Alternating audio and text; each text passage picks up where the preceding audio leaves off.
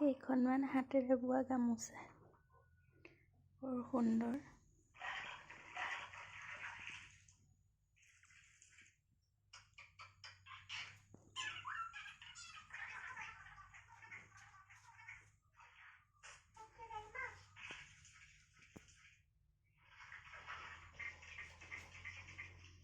বৰ ধুনীয়া হৈছে ফুলবোৰ।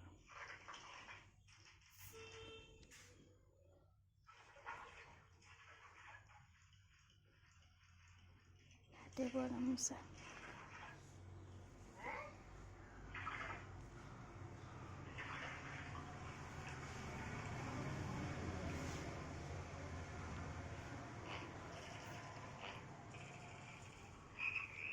ধুনীয়া হৈছে হাতে বোৱা গামোচা। এখন উকা ঘৰত পিন্ধি ৰাফ ইউজ কৰিবলৈ।